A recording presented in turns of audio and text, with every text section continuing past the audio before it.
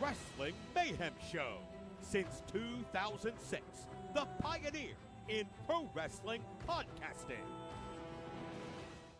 This show is brought to you by IndieWrestling.us and IndieWrestling.network for your independent wrestling entertainment.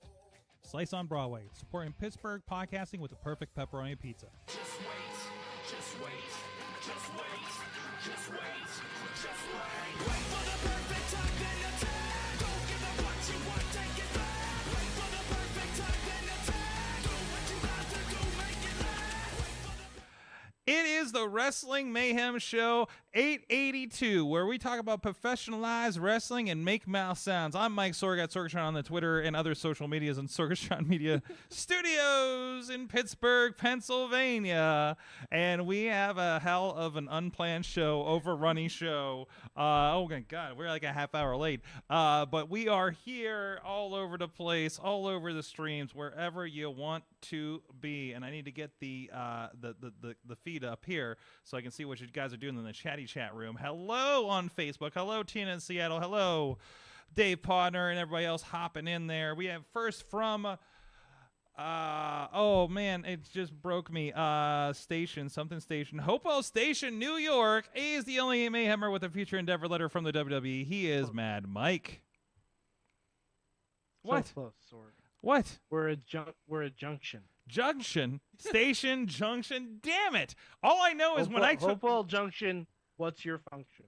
All I know is every time I say it, I think about like a train station, and when I cut to you, I'm really hoping you have a conductor's hat. One of these days. One of these days. No, but if you need me, I will be doing the choo-choo. Yes. Because as we discussed, that's good for a podcast. Yeah, we are here to give you great oral. That is AURAL. That is also not my joke. That is a Kevin Smith joke. I have to Google your joke. Oh, relating to the ear and sense of hearing. Oh, good. Like a podcast. Yeah, exactly. Oh, it makes so much sense. Yeah. Wow, the Mayhem buy-in is incredible. Again, it's not my joke. It's a Kevin Smith joke. I hope everybody's enjoyed the buy-in of the Mayhem show. Oh, yeah, we should do a Mayhem bio where it's hosted by... We'll get Eamon and Merlin here to stand in front of the studio and talk about the things that are going to happen on the podcast. And then we'll have... And just like a random guy in the street will probably flip them off anyways, just like Eddie Kingston. So, you know, it's pretty much on brand. Also on brand, we have back with us Emily Fear of the Grit and Glitter podcast, joining in once again, and big Enjoy Wrestling fan. And you're going to tell me about the show that I really wish I didn't miss. Yeah. So it was a really good one. It sounded like a really good. Looked like it was going to be a really good one. I saw some pictures. So. I mean, we'll talk about it, but like they don't really have bad shows, but this wasn't a particularly like tightly paced show. Yeah, I have to say. So yeah, we'll talk about that one. Well, hey, you know, it's nice when you can plan a show every 3 months. You got a lot of time to find too, so I appreciate that. I have to be in Cleveland doing things we'll talk about later in the show, something about territories and pumpkins. So we'll get into that. But in the meantime, tonight was the actually, Mike, you need to do this because what was tonight? What was tonight? Tonight, everyone prepare your eardrums because tonight I'm on the fader. was yet another installment of. Oh wow! Zoom killed that. Ooh. Zoom killed that. The Oh, no, Tuesday night. I'll do War. it quietly. The midweek. Well, I still cut it out. Oh no! The midweek really? war returns. Wow. All right, fine. We got to It's put you the on midweek natural war. audio. What's that? Oh, actually, hold on. I got one more try. Okay. It's the midweek war, baby, if you will. I like that. I like that. I like that. There we go. If you There will, we go. if you will. It was a Tuesday night war. It was Tony Khan's birthday. He got bumped up to his birthday. Thank you, TNT, and I'm sure an NBA game tomorrow night or something, right? And then Hockey, probably. hockey? Are you Hockey. sure on the TNT? Hockey or TBS? baseball? Yeah. What is TBS? It's probably hockey. Not baseball? I'm checking. Because, it might be baseball, too. It's But baseball. I know hockey started tonight. Like, the Pens are currently playing Yeah, now. I don't think he'd be bumped for this season of this early in the season though. I think it's a baseball game. Season opener, yeah. No, because they do hockey on Wednesday nights. I know that. All I see on the schedule is Young Sheldon, MLB. So MLB Okay. postseason. They TBS has postseason MLB baseball. See, I know sports. Good job. Good job. I'm a real sports knowing person. Good. So ball. either way, it led to Title Tuesday. It led to a rockin' show that included a buy-in on YouTube, which included Minoru Suzuki against Eddie Kingston for the New Japan Strong Openweight Championship and the Ring of Honor World Championship. It was worth it. I'm glad they added it. You're shaking your head. I mean, I'm not shaking it like wrong. I'm just shaking of like, okay, so like we're getting two big shows on one night at the same time, and then Yes. AEW is like, hey, what if we also made you tune in a half an hour early to watch something that you don't want to miss on a different medium And he announced entirely? it, What's that? and he announced that at the same time as calling Triple H and Shawn Michaels dickheads, essentially. Wait, when did he do that?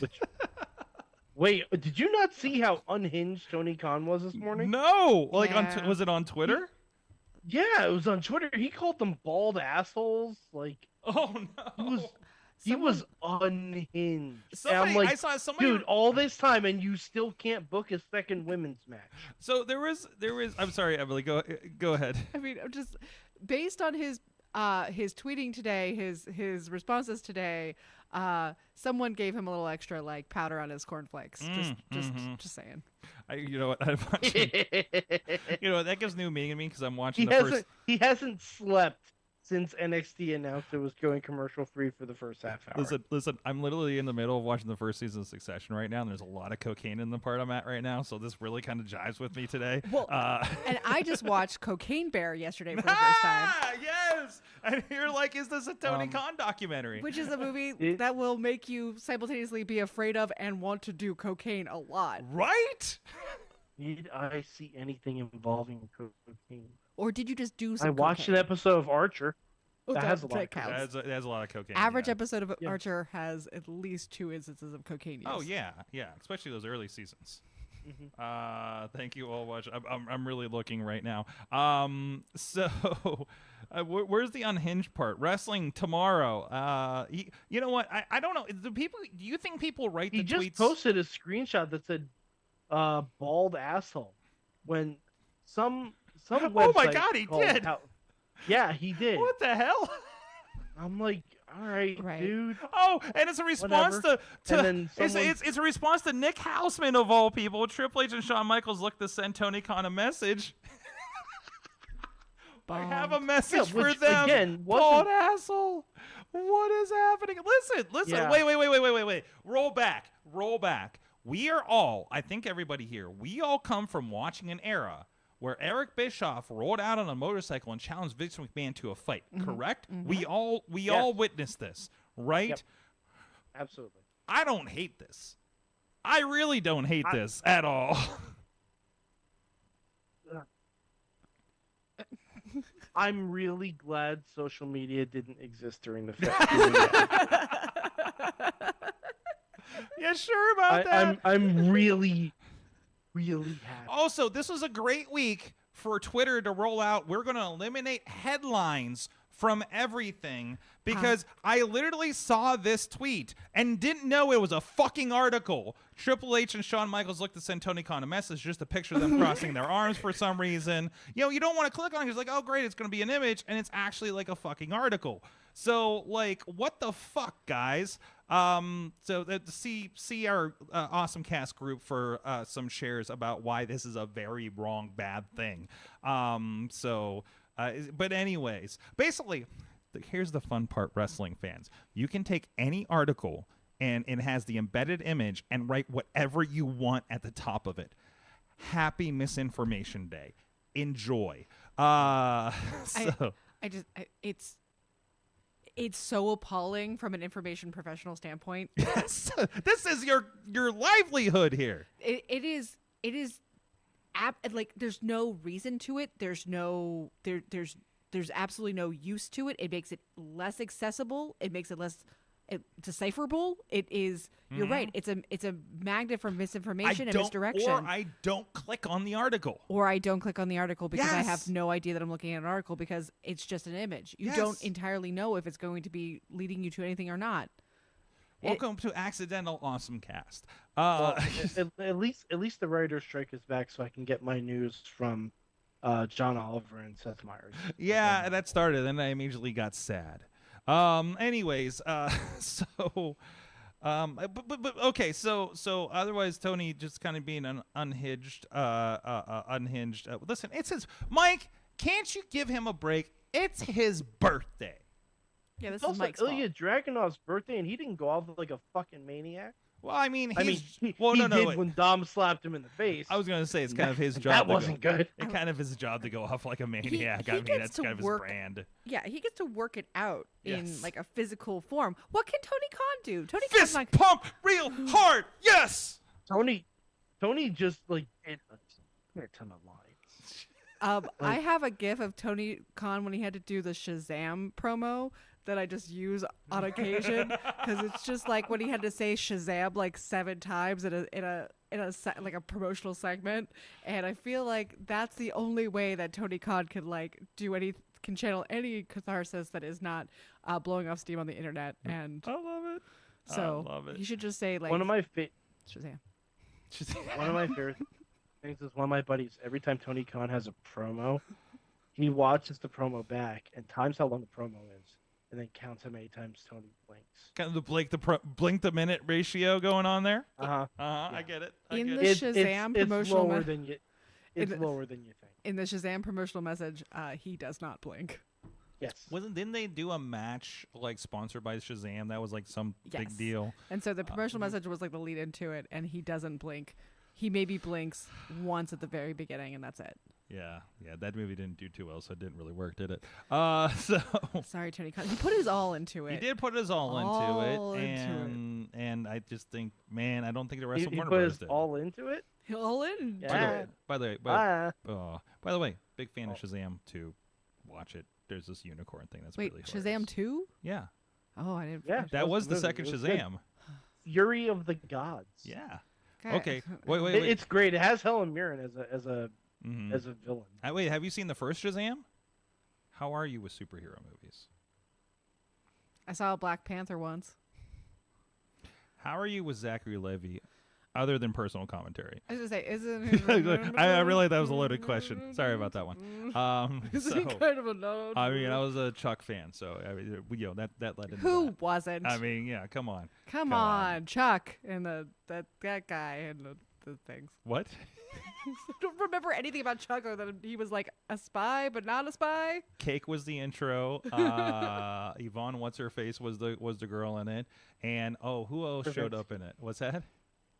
Stravinsky. Yeah, she's thrown up in a couple of What was things. the show about the guy who owned a bowling alley? It wasn't Chuck. It was Ed. Sorry, I was trying to remember. I was getting them confused. They both starred kind of innocuous white guys. I don't know that one. Ed? Yeah, he owned a bowling alley. I haven't heard of that. What is this? What is this? Oh my God, Lost NBC Classic. What? He owned a bowling alley to woo a woman. I forget. This is a series? This was a series. I think it ran for at least 3 seasons. I'm looking this Literally, up the now. show's called Ed. Mhm. Determined to win her heart, Ed decides to stay, buying a rundown bowling alley and setting up a new law firm in the process. What? That's right, he was the a lawyer. bowling alley Wow, Ed- lawyer? What He's is a this? bowling alley lawyer. 3 episodes. It had 3 Tom episodes. Kavanaugh. It had more than 3 episodes. No, it had 83 episodes. 83 episodes. 83 weeks. Sorry. Tom Kavanaugh. Why have I never heard of this? That's right. Well, because And Justin Long's in it. What yes, the fuck? What a is young this? Justin Long, Ed. like And John Slattery, Leah Thompson. What? Never heard of this show once. I think 2000 to 2004. I think the woman he's trying to win over is the woman who's on Modern Family now. I can't remember her name. But yeah, I think Modern Family's over too. So is Modern Family after 20 seasons or so? yeah. Well, no. It just seems like they're still going because they're still advertised on Oh, some channel. I know why I didn't watch this. It was on during Simpsons time. Ah, there you go. Oh, it was That's on why I Sunday. didn't watch it. Ooh, the pilot's on Sunday YouTube. night at 8. Oh, the pilot's on YouTube. All right. All right, we're gonna drop this into the chat room for everybody on Facebook.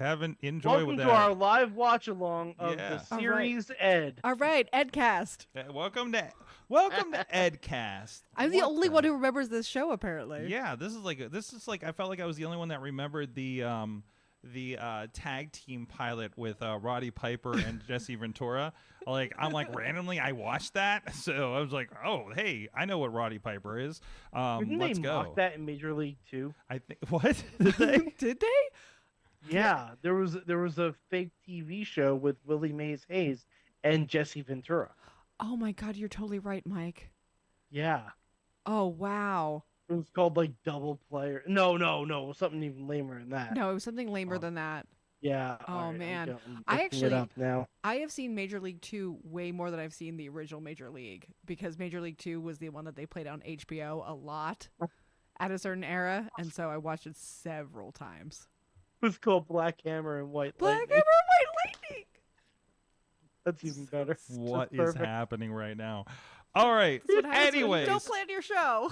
rolling I back. mean, you to know, the... it's not like there was any wrestling to talk about. No. There's no wrestling to talk about There, at all. there were no major Well, figures of wrestling. Well, you know what? Let's give this another. We'll give this another go. In the meantime, guys, if you want to have any conversations, any thoughts about what happened on the Tuesday Night War, you can. hit What up was at- your favorite forgotten NBC sitcom? Yeah, there you go. Was it News Radio?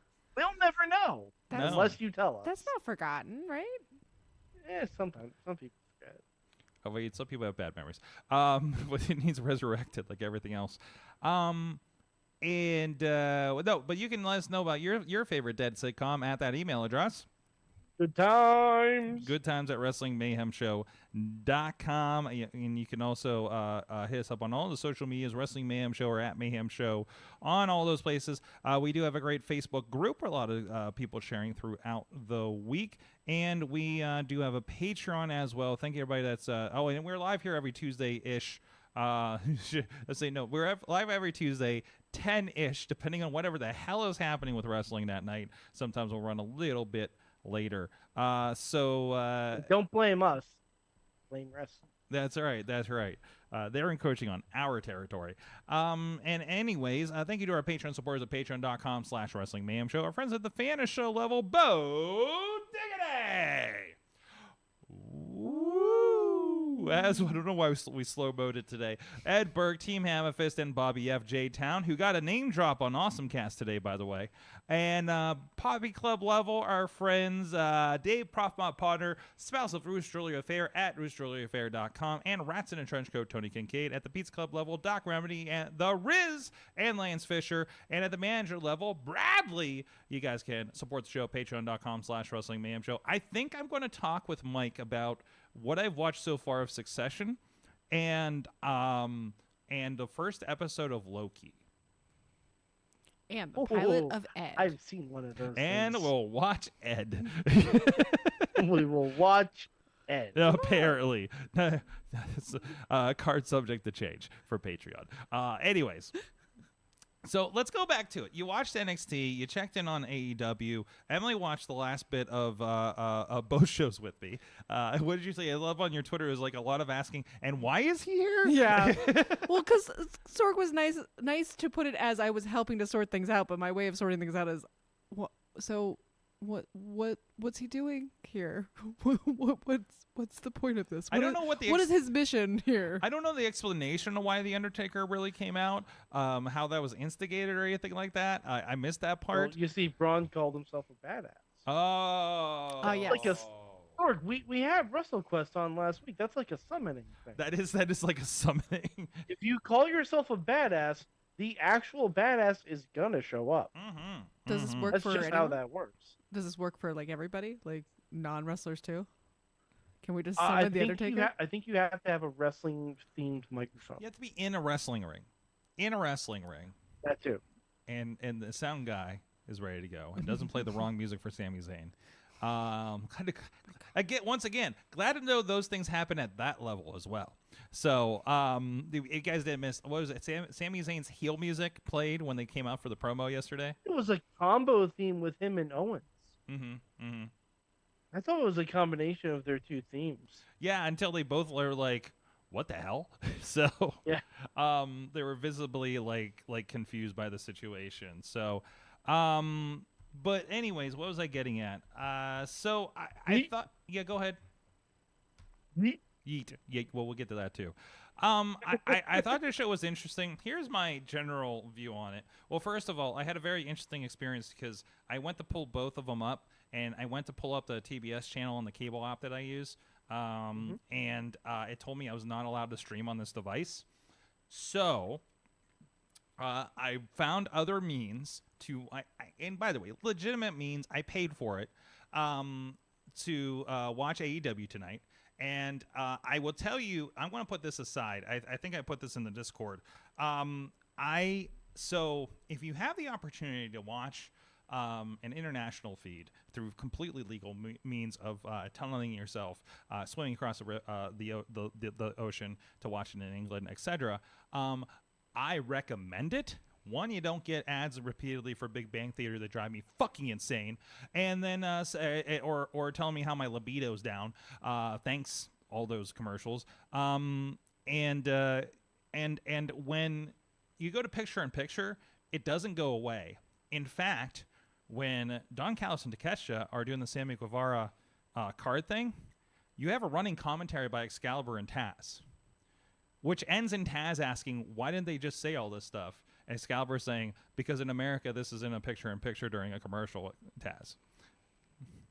So, if you, it sounds like the old dark Taz and Excalibur is alive and well, during the picture-in-pictures. I missed that too, man. Although it was happening during the Kingston and and Suzuki match on YouTube as well, but it was pretty fantastic. So it really can't. It has to be said that the biggest thing that we miss now from no longer having Dark is having that like wild, unchecked Excalibur Taz energy.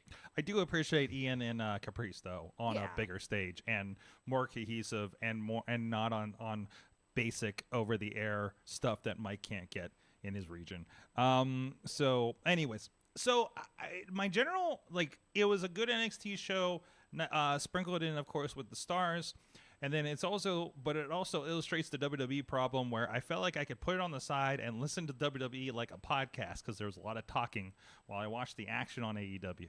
So that was kind of nice to split that. I don't want to do this every week. This is exhausting to try to pay attention to two shows and try to put a podcast up at the same time. So I was split a few ways.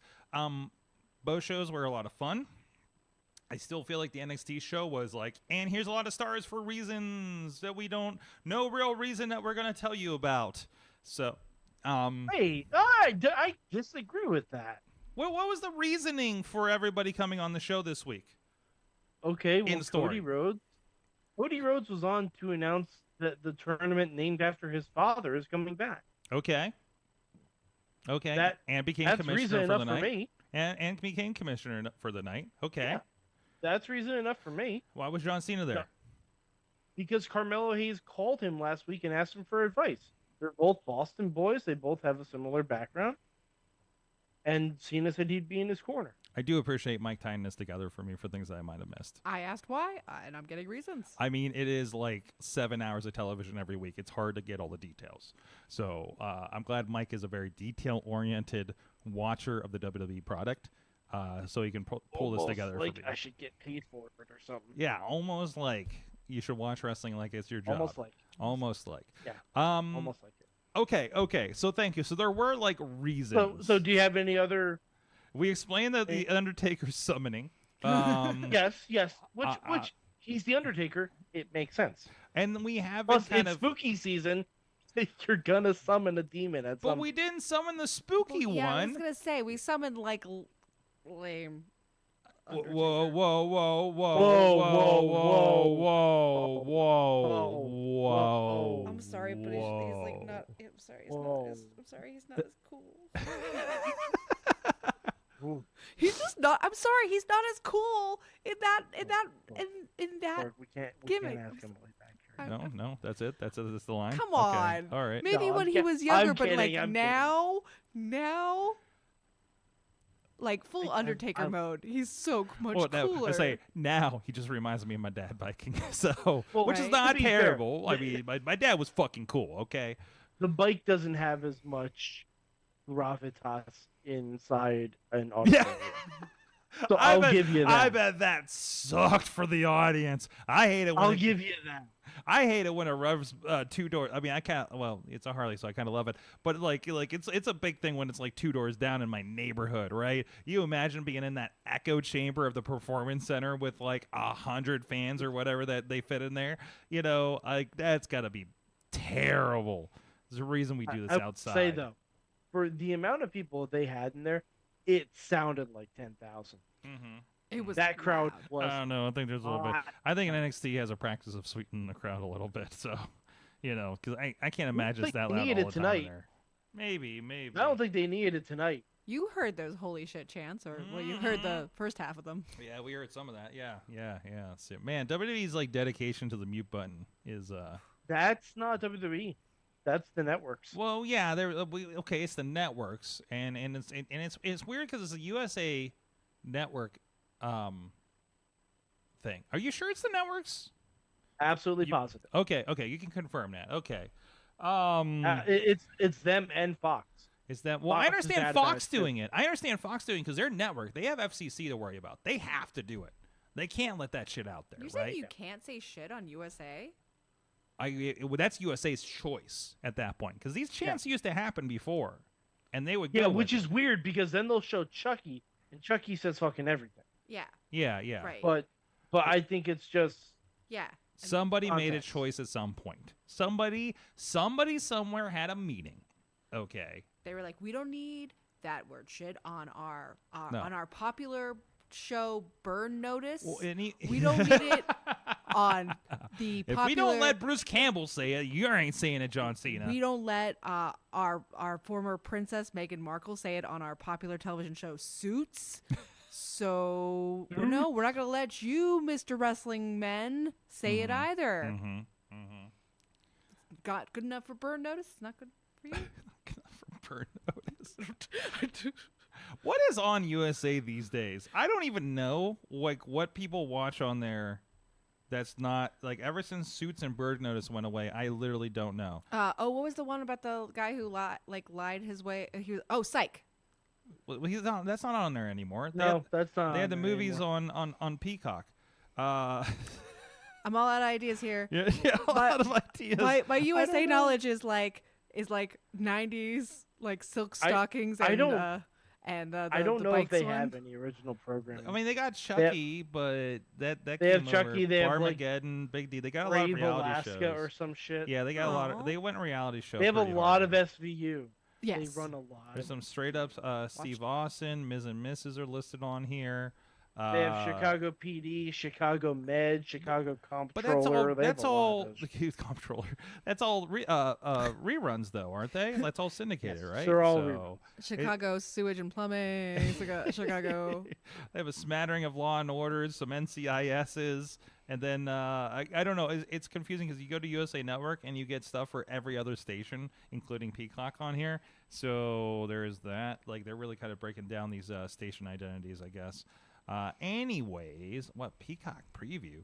That sounds dirty. Let's move on from that. Anyways, so I mean, so how do you feel? Like, did it? I mean, I think without question, this is we are fighting against a, opposition on another channel thing. I mean, there's no. Like it reeks of that the entire night, of course. But Mike, did they deliver on some good moments, good WWE sized moments for you tonight? Fuck yeah. Okay. Absolutely. I got to hear Cody Rhodes say Gabagool to Tony D. That alone is a win. It's a for little me. bit of nice That was crossovers for you, fantastic. right? How did he do saying Yeah. it? Can he say it? Can he say it? Hey, he drops some California love lyrics. I think he would have been good with the Gabagool, right? Like like Cody Rhodes is a cultural phenomenon, multicultural phenomenon. First he's saying yeet, now he's saying Gabagool. He He transcends. talks to every culture apparently. He's a man of many people. Turns out, remember One might say he's an American nightmare. Yeah, remember that promo a couple years ago that was really awkward where he said that he pretty much ended racism? Turns out he was right. And he's proving it, and he's showing us. Racism has decreased a lot since Cody Rhodes has been around. Sure. Sure. I'd love to see the graph on that, but I sure. want to see the stats on this. I want to see the stats on that. Anecdotally All right. speaking. Where's I want to preface. This is Tina saying this. Okay. This is Tina saying this. Tina says he's called Cody Luther King for a reason. This is Tina saying this. As Tina's words. As Tina's joke. That is not my joke. That is Tina's joke. Oh my gosh! Tina. Speaking of other royal families, Pillman changed his name tonight. Oh. Yeah, I like the explanation. Okay. Yeah. I like the explanation. I thought because at first I had heard about the name through like various dirt sheets and whatnot. I'm like, oh God, why are they doing this? But at least it makes sense. It's better than It's better than McGillicuddy, right? Oh yeah. So Brian basically cuts his promo. He watches his dad's stuff and says, "I'm not my dad. I'm my own person, and I don't even know him." And he changed his name to the guy who raised him, right? So now he's Brian King. Okay. No, he's Lexus King. Lexus King? Lexus King. Lexus King. He didn't announce his first name, but that's the That should be the name. So he at least revealed the King part of his name. Yeah, because Lexus is named after his sister or stepsister, Alexis. Okay. Okay. So he's a little bit Alexis. Okay. That's Interesting. Okay. I feel like I just need to flip my hair a whole bunch, Mike. Tina says just hop on Black Wrestling Twitter for a few. Just don't put us there. I'm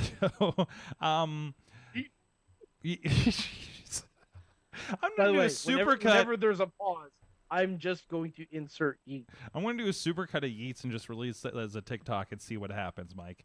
Sure. Make sure you're tagged in that one. Absolutely. Oh, God. Well, we just made Yeet a whole thing to a whole bunch of people that haven't been saying it, that probably shouldn't have been saying it this whole time. But now we are. Triple H said yeet. What's that? Triple H said yeet at the press conference. Triple H did That say was- Yeet. I thought Yeet was over, and so that makes sense why it's coming up in wrestling a whole lot. Yes. I forget who yeeted me before. I mean, that was one of the Wrestle kids was doing that. Anyways, was that Bro? I think it was Bro Hemoth. Anyways, done with that. Bro Yeeteth. What's that?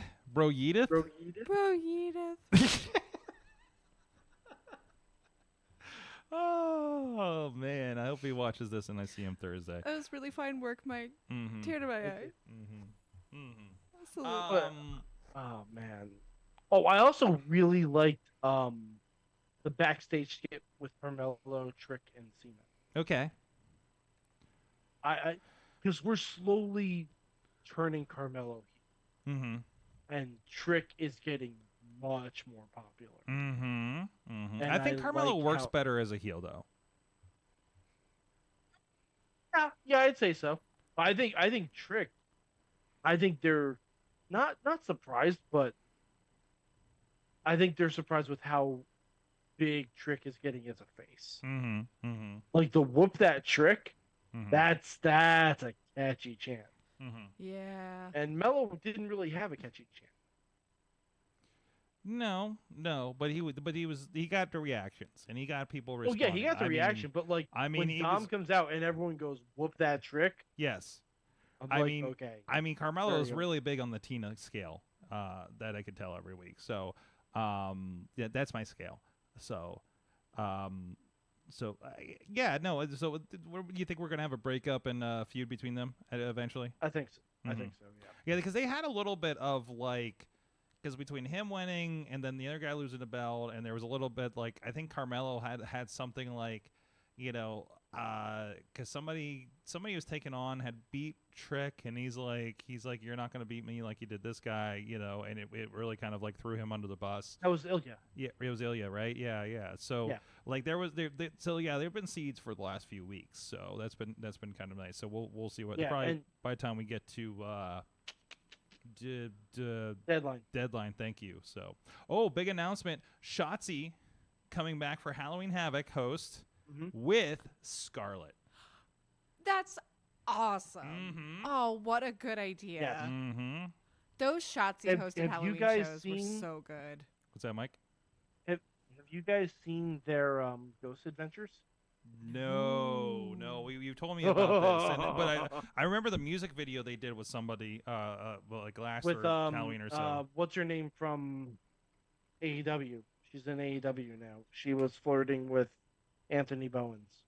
Harley Cameron. What? Harley Cameron. Really? Oh. I did Yes. not realize. And she wasn't like a signed person at that point. She was just an artist or something. No, she right? was not. She was. I think she's just friends with Shotzi and Scarlett. But I'm going to put in the chat room the first of a series of Shotzi and Scarlett bringing WWE superstars to Mhm. haunted places. Something. And the first thing they do is they bring Dom and Rhea to a haunted prison. Nice. Something is And weird with my. Shotzi cannot stop asking Dom if this was like the prison he was in. And it's the funniest thing. I love it. Something's weird with my YouTube. It's doing this like speed up thing right now. I'm hoping it's just my computer or something. You have it on 2 times speed. I checked it. It said normal speed, so I don't know. Maybe I just need to restart. I'm gonna go and restart this thing. Anything else for tonight? I know. So AEW, Mikey. I know you said you checked in on AEW. On your check-ins, I don't believe you probably caught the entire Tony Storm angle throughout the night. I missed that it was a silent movie. Okay. I missed that it was a silent because I clicked back and I saw them cut to Tony doing a thing in picture, and I'm like, that's just fucking. Oh, stupid. those and are all And in- then after Those are all in picture. Oh, that's Yeah. I was so not aware of that funny. because I was like, why are they not even playing audio right now? Right? yeah, but no, it makes more sense that it's a silent movie. That's so Okay. funny, especially if it's being in Wow. picture. Oh my god. that's amazing. I don't think I like it in picture though because you could like it was harder. It was to tell probably what was more going on. awkward the way I watched it, actually. But I'm just like, wow, what? No, I guarantee it's way more awkward watching that while hearing commercials for like detergent leave-ins. I want to I see this. guarantee that's Hold more on. awkward. I'm gonna pull up the I recording. guarantee that's more awkward. Like I get you don't want to have 30 seconds of silence on your TV program to plug your silent film. But what a superstar. smart place to put that, you know? It I mean, is. it keeps your attention, sure, right? You're like, what the hell are they doing with her? Okay. I mean, I would prefer it- to full screen. Was I- it sure. completely silent, Sorg? Was no music? there or was anything? some music in a couple of spots. I imagine wherever they came back. Yeah. So, but for the international feed, it was definitely like But the thing is, mostly silent. you don't get the gimmick if it's in picture-in-picture You sure? about because that? you're hearing sound. You're hearing other sounds. Yeah. Oh, so you Yeah, think, well, you don't get the gimmick. I don't know That's if- the whole point. I don't know if I would say you don't get it, but like you don't get the achieved effect because there is sound. Yeah, there's other sound distracting There you. is other Yeah, sound but- distracting but you. I mean, I mean, Like when NXT did the vaudevillain stuff, Mhm. that was silent. Sure, but they had music playing, like old silent film. So if you did a Okay, full screen, but and also the stuff she was doing was very long tail. I'm just like, they're dedicating a lot of time to this. They're you know, dedicated every like- week now. Like they're I- giving sizable amount of time to these segments with I Tony. can't remember Yeah. the last time AEW. and I thought it would be so that Tony could dethrone Saraya, but I guess not. I guess. I think they're gonna have a not. side feud. I think there's gonna be a side feud happening there, and maybe a second match at a pay per view. Who knows? What? I don't 2 matches, Sorg? What are At you? least a buy-in, God, 0 hour. He's so feminist. Ugh. Why did we buy into an AEW Dynamite when most of us already have it? You know what I mean? Like you're not selling. It was weird. I don't know. Because they did the casino gimmick for one show and they can't let it default. They can't. Nope. Really dedicated to casinos. I think we're not gambling on this stuff anymore. I think you're bought in. It was really weird. Oh well, no. Well, hold on. I'll talk about gambling at a wrestling show later. Then When do we get like the post pay-per-view like free show that's like AEW hot slots? he is quietly laughing, I or don't he's know. laughing I don't so think- I hard don't that think- Zoom is not picking it up. I don't think you want a 2-hour show relying on Taz to say hot slots correctly for all 2 hours. Yes, I do. You are wrong, Mike. Nope. I No, absolutely okay. do. Okay, let me phrase it differently. I don't know if TBS or TNT wants a 2-hour show. It's okay. It's on. that It's on relies It's YouTube. on on the pay-per-view. Taz It's on saying, YouTube. We can do "Hot whatever we slot." want. It's the free post show hot slots. That's yes, and that's where we let Moxley on the commentary That- again. That's right. There's Moxley. There's Taz. We let Jericho on there. Oh my Tony Khan has to gosh. say hot slots for 5 minutes straight without blinking. Just don't put JR on there. No, JR. No. Oh, hey, there was welcome back to AEW Hot Slots. there was a JR dig, I think, during the buy-in. By the way. There wasn't there? Yeah, there was. Some like quote about like is JR on Mike? Yeah, because there was something. I think like Taz was overanalyzing like one of the moves or like old schooly or I don't know why he doesn't do this kind of thing or go for the pin. Oh, he was talking about how Suzuki didn't go for the pin after like knocking out Eddie with chops at the beginning of the match. Got it. And then like Excalibur's like, is JR on the mic? Yeah. I was like, whoa. Ooh. Okay, I may have to listen to that. I I'm was sure. gonna watch that match anyway, but now I have incentive. Yeah. No. Oh, dude, come on. It's Suzuki. The first time ever. Yeah, it's Suzuki and Eddie Kingston. I'm gonna Kingston. watch. And stick around until Eddie completely leaves. Is all I can say. No, I heard. He I heard. It's accosts like if you, everybody that was out there. I heard. I love I how do have to unhinged say, it is. so one segment I did watch fully on AEW, the MJF and Bullet Club Gold stuff. Sure. MJF, fantastic promo. Jay White, very fine promo. Could have done without the Juice Robinson stuff. I don't even know what he said. I don't even know what happened. What did he get into? Could have done without it. Okay.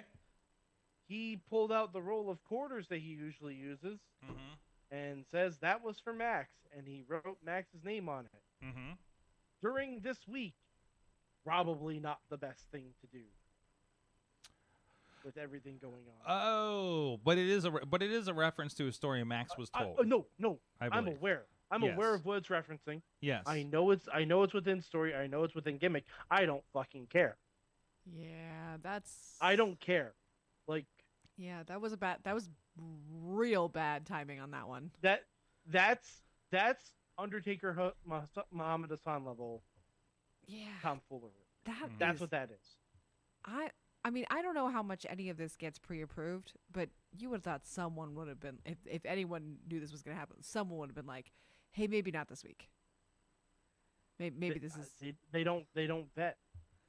They don't vet stuff. And honestly, like, some people don't watch the news. So be very like, and if this isn't vetted, what's Or that? You need to watch the news. Yeah. By the way, I literally did not know until today what was happening in the Middle East. Like, I kept hearing something about it, but I never like figured out what it was until today. And I'm in a hole, right? So unless it is there is no way they approve every little detail of something like this in the way they, this is not a fully scripted thing. No. Sorg, But when you write out Friedman on a roll of quarters, that's not something that's impromptu. okay, That's- sure, but it's No, not like and- he might, yeah, No, yeah. it's a bad look all the way around. No, absolutely. It's a bad look all the way around. Unless and Max said he was going to end Juice's life. Mm-hmm. Which again, that's not something you want to be putting the characters of your television show in that position. You don't want. There are other ways to get. Mm-hmm. Mm-hmm. Like that's just. I wouldn't even have liked it if it wasn't for all that's happening in the news. Yeah. Just in general, it's not a good fucking idea. Okay. So I gotta be honest. I did not know. I'm actually reading now. I did not know how connected this was. Yep. So I apologize for that. So I am educating myself right now about it. So no, I'm with you on that Yeah. one. Like when MJF talks about his own personal journey, that's different Yeah. because that's something that he's personally dealt with, and that's something that he currently deals with a lot. And there was and especially, I just remembered this, at Grand Slam, there were two assholes. Oh who my were God. neo-Nazi people who had like a I got a few quarters for you, MJF sign Yeah. sitting hard camera, Yeah. Front and center hard hard camera. hard camera Oh. front row. And that is a matter of the people watching that, vetting that, knowing what the reference is too. Like, but yeah, no, but I would hope they have somebody there that would catch something like that. So, Look, if you're in the audience of AEW and you see shit like that and you are next to those people and you don't rip those signs out of their hands and rip them to shreds, you are not doing your or job. at least tell security. Or at least tell security. That least that tell makes security. you can at least tell security. That makes me feel uncomfortable because that is this, know, Yeah. in case like they're looking at it and they literally don't know because They're not- yeah. you can't get like they're not, they're not like hate speech experts or anything like that, right? So, but Also, how many of the wrestlers in AEW like come through the crowd or like get like really in the crowd's faces when they make their entrances? Just Mhm. work it into your entrance. Grab that guy's sign, rip it up in shreds. It's part of the show. Ah ha ha. yeah. I've had a sign ripped up in my face and thrown in my face before at a wrestling show, and it wasn't a sign that was racist. It was just a sign that said no. Well, jokes was on him because we had another one. I remember when John McChesney destroyed somebody's whiteboard every show. Every show they would bring a whiteboard. Every show it gets snapped in half. So that guy hit a Dollar General every show and Oh, just yeah. invested in Oh, the yeah. idea. We had several poster boards that said no, so after he ripped up the one, we just brought it right up to with the second one.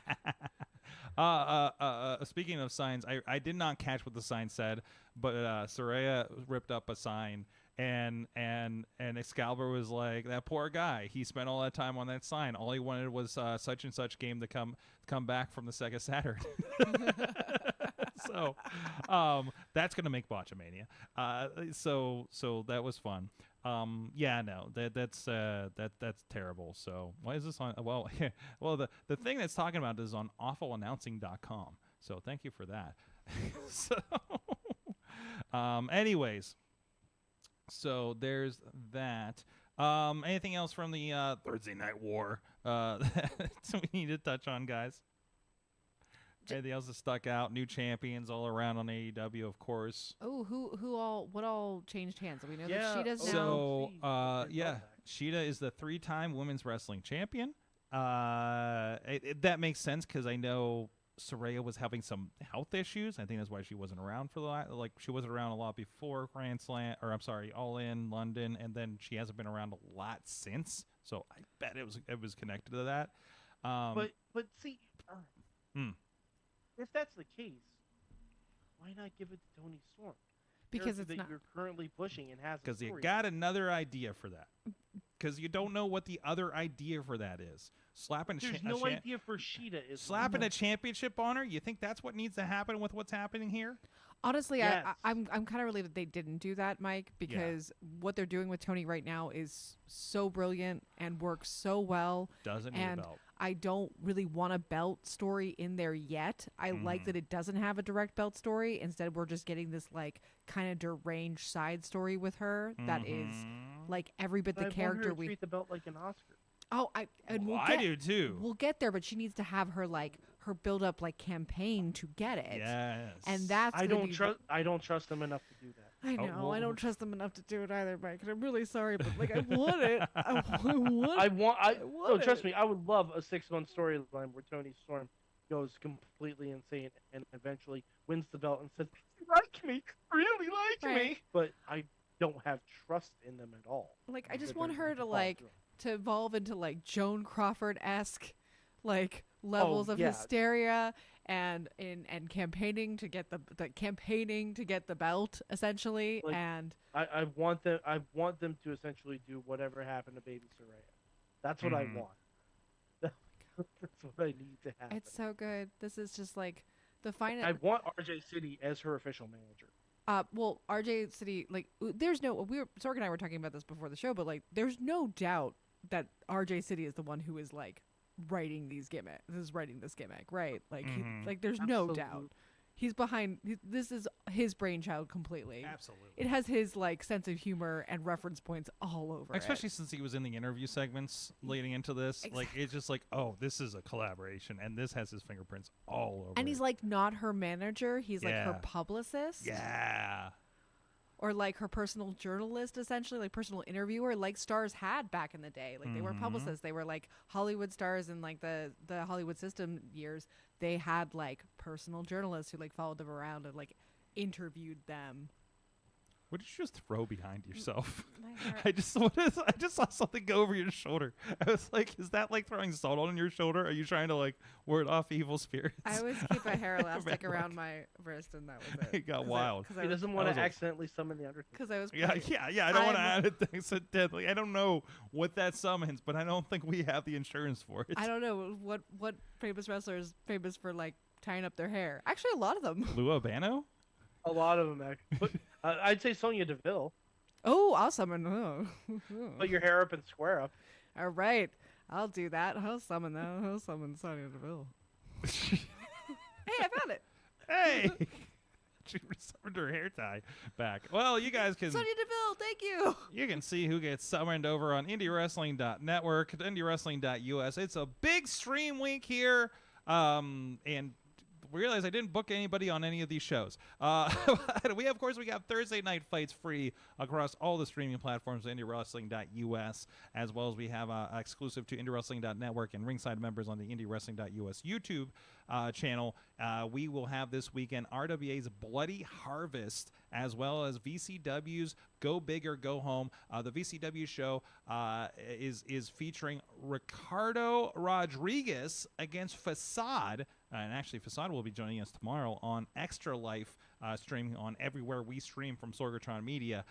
Brother Sorg is doing a charity live stream, and we're inviting Facade over to play at 5 p.m. And Julian J is going to begin around 11 o'clock on the schedule. Riz and Dutters are going to be in tomorrow evening as well. That has nothing to do with IndieWrestling.us, but I just realized I need to get that in there.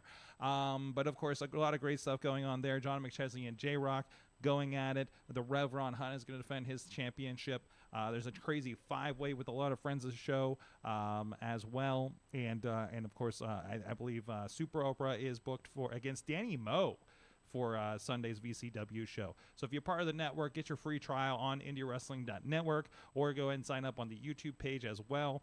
And you can catch both of those shows live this weekend, Saturday and Sunday. Saturday, I think we kick off at 7 p.m. Eastern Time. We kick off Sunday at 3 p.m. Eastern Time. So go tune into those. It's going to be a lot of fun. Of course, Thursday Night Fight's always a blast. You never know what's going to happen there or who's going to show up. So big wrestling weekend. Also, I will give a shout out to our friends. This is more local. I don't know if they put it anywhere podcasty wise, but our friends at jagoff.com. They've been a podcast. They've been a blog. They're friends of the shows, friends of the network, and they are. I think they are moving. If I'm understanding this right, I'll find out Friday. They are moving their. They went from the podcast to they were on the radio doing segments 5 days a week. Now they're going to move to a one day a week late night radio show, apparently, and they're having the launch of it this Friday. So I want to give a shout out to them. Looking forward to check that out. So if you're in the Pittsburgh area, or you can get whatever channel they're on an app or something like that, you can go check. I think it's like Star 93 or something like that. But so give a shout out to them. Details are going to be over at jagoff.com. All right, back to the Wrestles. Do we want to talk about Fastlane? Sure. Or what does a New Japan style tag team centric show look like when a WWE does it? I'll take a nap. Yeah? Not interested? No. You're out. Mike, what are your thoughts on Fastlane? I mean, we have new tag team champions. She looks so comfortable over there. Jeez. We do have new tag team champions, Cody and Mr. Yeet. And Mr. Yeet himself. They're having so much fun over there, aren't they?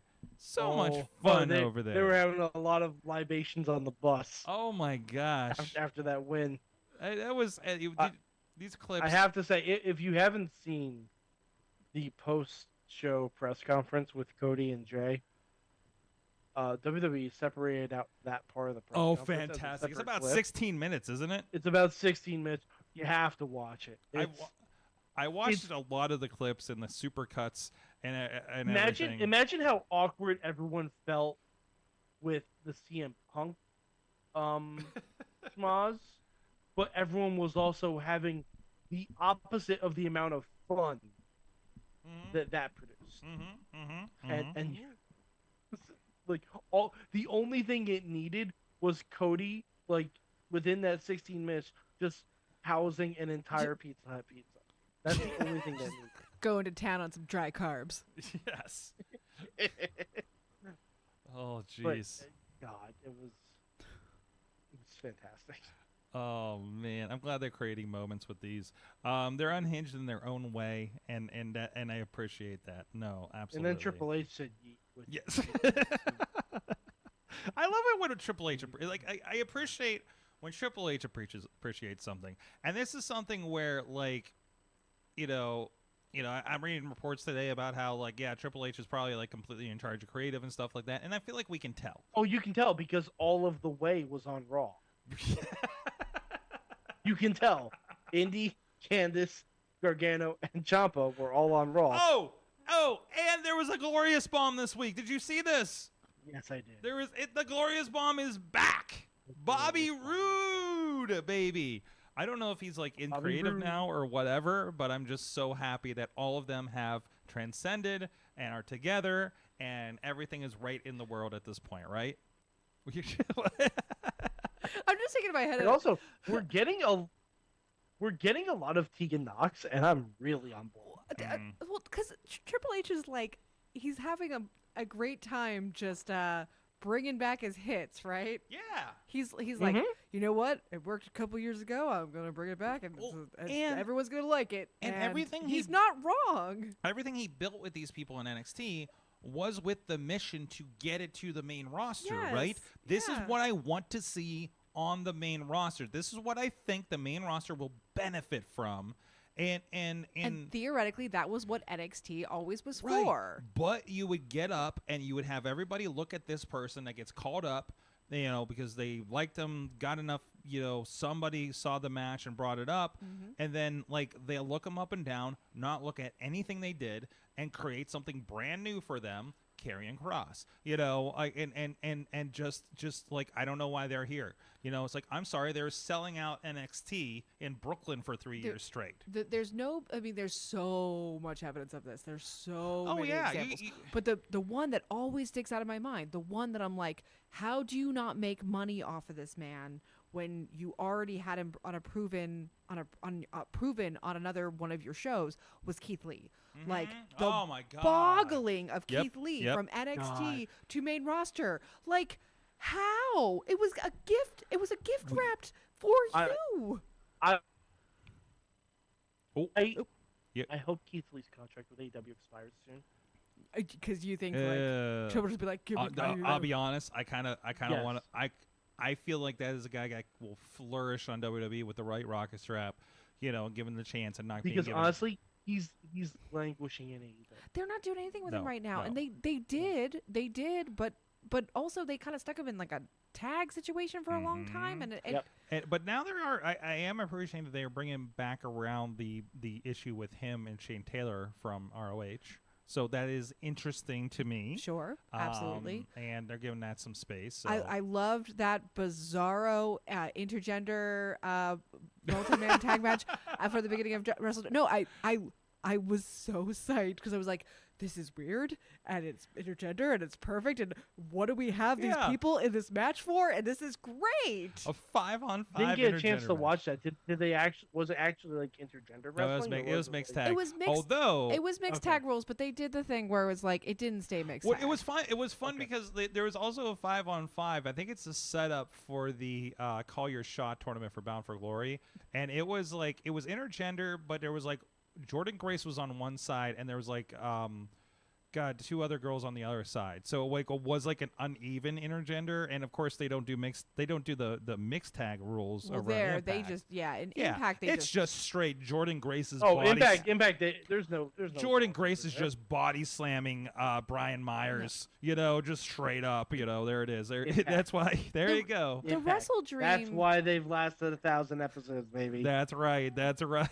The Wrestle Dream mixed tag reminded me a lot of the mixed tags in the New Japan Stardom crossover show. In that, like, they had mixed tag rules that people pretty quickly like ignored. Gave up on. Ignored, like not maybe not with the speediness of the New Japan Stardom show, because that was just laughable. They didn't. None of the wrestlers cared about those rules at all. But they still, there was contact. I can't remember exact moments, but there was contact.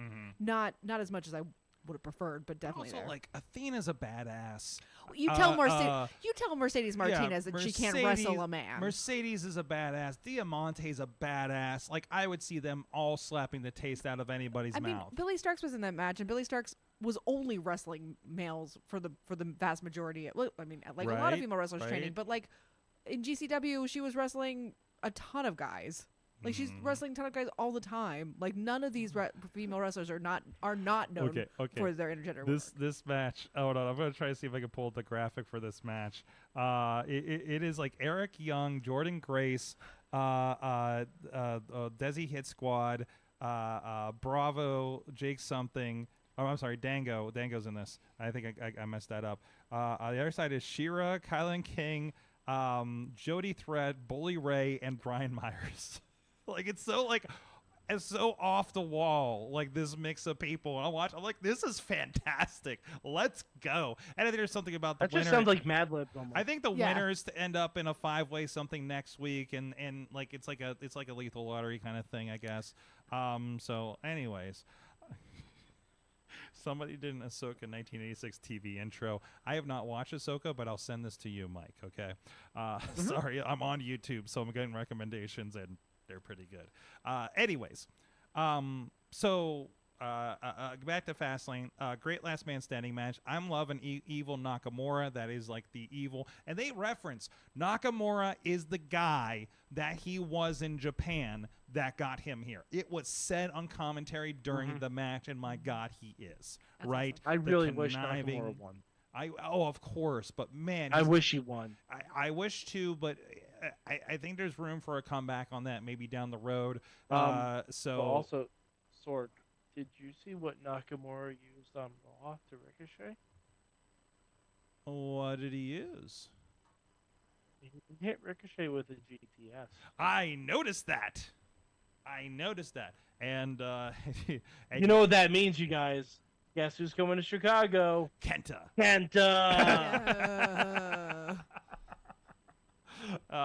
But not before he fulfilled. Kenta, I hear he's a big fan of muffins. There you go. Wouldn't that be great if they just started booking Kenta in all the spots that were going to book? Kenta retweeted that and said, "I'll see you at Survivor Series."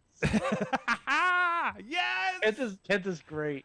Kenta's great. I saw that. I'm like, Kenta doesn't perfect. give any fucks. No, like, on so many levels. no. So many levels. See, Kenta's what happens when you have like CM Punk like level like unchecked, like I'm gonna do what I want, but you don't have the like I'm going to ruin all of my chances that I get. But also, Kenta is a guy that went to WWE and hit a career low, right? Like had by all reports lost his damn confidence, right? Was asking the jobber for the week if it was okay if he hit the GTS, like stuff like that, which is so sad because again like what did they do to him, you know? And I think that's the thing, it's I always say anybody that can't make it in any federation, it's not a matter of their talent, it's a matter of like whatever mental incompatibility, attitude incompatibility, whatever that is, for better or worse, so like I think that definitely happened to it, but also like I think when you get in a certain environment, like you gotta think about it. You come from Japan, that is a social, that is a environmental culture shock on top of a business culture shock, like hitting you. Now he's out of that, he don't give a fuck, and it's fantastic. And he doesn't seem to like he's not worried about proving anything anymore. He's just having the matches he wants to have and the career that he wants to be actually within. And he had to go through that like that traumatizing professional experience in order to get there.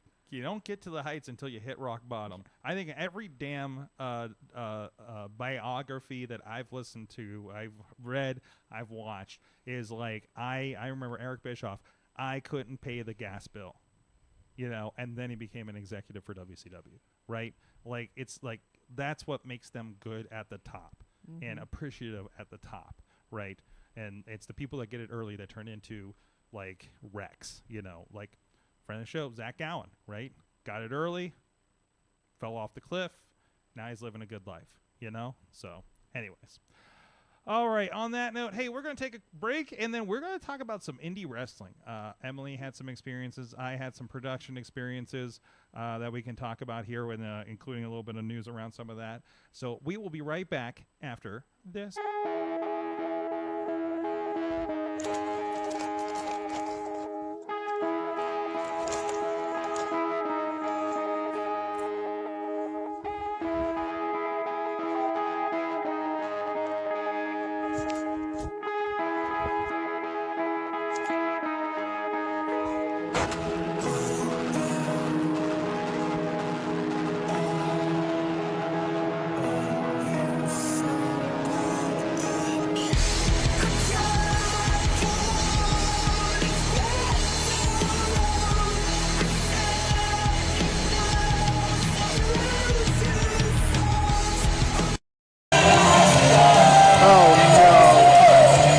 Hightail it out of here at 1.6 to DD Vice. These two teams, Brandon St. James on the outside. Oh, wait a minute. Marcus Twist, DD Vice getting the jump in here. Against KC War in the red and the white. Any fairness in any VCW competition. Taking Brandon St. James, and I wonder, Diving lariat, big imp of the Independence, Marcus Twist. Oh! You need appetizers. Oh! Does in fact look rocked and now possibly rolled. Cave Rada. Marcus Twist now taking DD lariat. And this is absolutely unnecessary. They already won the match. I didn't say anything. Scheduled program, That jerk wanted to throw me in the way. They showed him.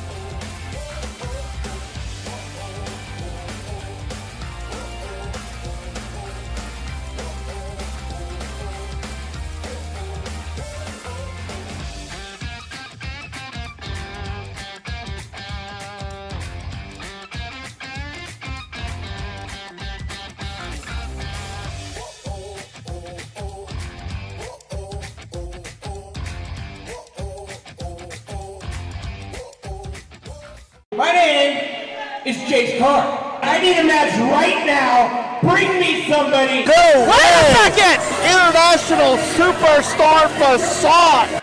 That I am a journalist. I've got sources everywhere. I've been doing a little bit of asking of Commissioner Nick West. Speaking of top level, look at the balance. Mouth, and you're going to pay for it. And just like that, the way Facade his opponent, whether he likes it or not. Both men with a series of blows now, and God! Man! And his incredible kicks. Whoa! Channeling his chi. About to get on those top ropes, recognizing the danger, but... And now, there's that high rent territory. Kick, and he is! Oh my God! Positions! Time to start the show. I'm not Mad Mike. What? I'm Sorgatron. Still here about Sorgatron Media Watch Studios. out for the shoe. Mad Mike. Watch out for the shoe. Watch out for the hair tie. Emily Fear is here of the Grit and Glitter podcast. That's me. There you go. What do you? What did you He's say? trying to summon Sonya Deville again. What was it? You didn't take any pictures at the show this weekend because you were having so much fun? Yeah, I've had those a couple times. I mean, I take pictures even when I am having a good time, but like, yeah, for whatever reason on Saturday at Enjoy, I didn't reach for my camera because I was just like absorbed. Yeah, and also I figured I was standing around a friend who like is always taking pictures in video, like has a function where they can take pictures while they're making video on their phone. So like, I figure I'll just get pictures from Jay-Z. It's no big deal. I had a weird. When we went to Hershey Park, I remember like I just was not interested in taking any pictures, and Katie was, and I'm just like, well, at least one of us is. You know, I was like, I'm good. I'm just gonna enjoy being here. You know, I don't know. I just had a phase. You know, a no picture phase. Like this doesn't need to be on Instagram, I guess. Yeah, I can't just. I mean, I just didn't want to pull out my phone. Really. Yeah. That was more. It's less about wanting to take a picture and more about like. I don't know. I'm in this moment. I don't have my phone because once I take a picture, maybe I'm looking at my message. Maybe I'm like I'm checking Twitter. Like I just, I'm trying to more and more not be on my phone when I don't have to be. And so that was kind of part of it. It was just like I'm enjoying this. I don't want to be like distracted at all. So no spoilers. Of course, Enjoy Wrestling is going to be out here in I think probably usually a month is the lead time. It'll be on Remix with the W.com. I think it's .com. I'm going to double check that now. I think they put it in our YouTube. I don't know what the current plan is right now, but I think it's supposed to be still on both. I think it's still on both. I think they have like a remix.tv. That's where, of course, you can see our friends at Defy Wrestling and everything else over there too. So they had the media scrum on Remix from AEW. Actually, I'm kind of curious about this now. Oh my gosh! Yeah, like really? Like, is it their side or did they pull the YouTube?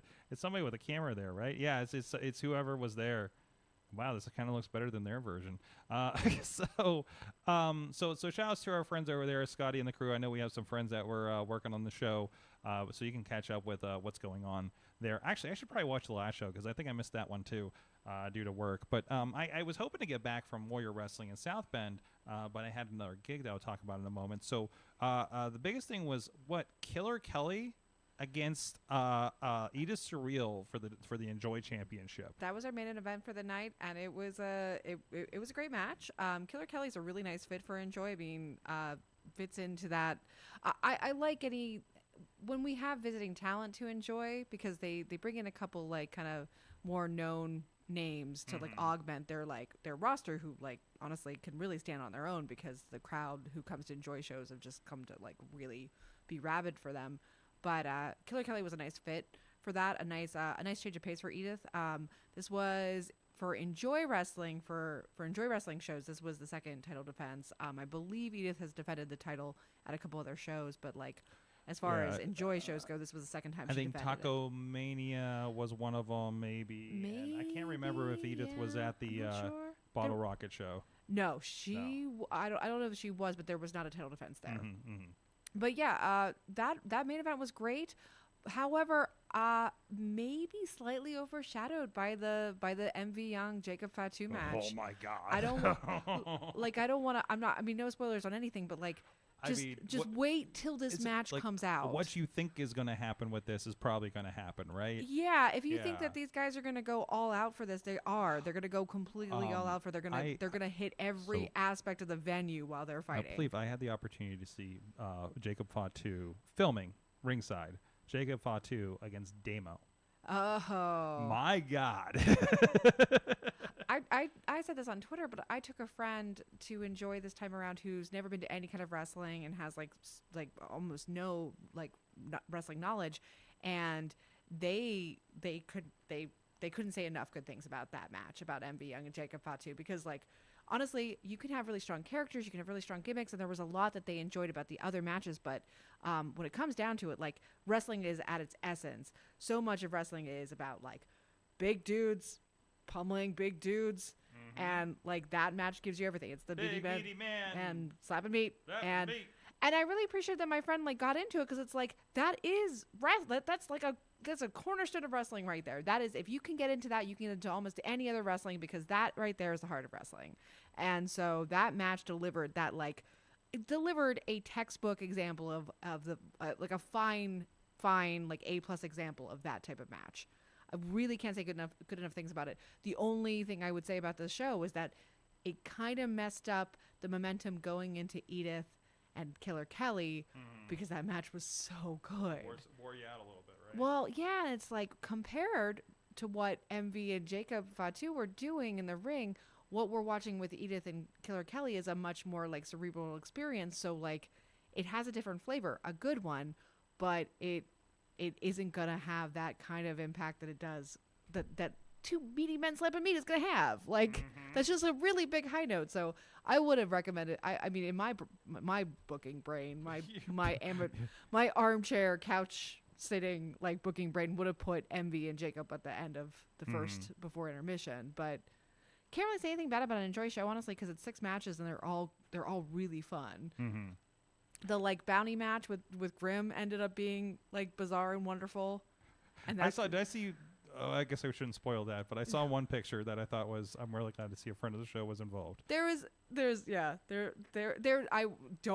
want to spoil that one because there's a lot of fun Respect stuff. the spoilering. This is just like Lucha Underground. Respect the spoilers for Enjoy Wrestling, because they're going to put Friends it on. don't let friends spoil Enjoy Wrestling. That's right. There you go. Trying very, very hard. We talk about it a lot on Grit and Glitter because it's one of my favorite promotions. It's my co-host Harley's favorite promotion, and whenever he's gone to see the shows, we want to talk about it on air, but it's tricky because you really don't want to spoil things in advance. Yeah, wait for it to come out. You gotta wait. Remember the vibes from a month ago. You know, like I don't think this is a spoiler because I believe these photos of the team are out there. But the show started with a 3-on-3 the runway with Ray Lynn versus. Good to see Ray Lynn's back in town.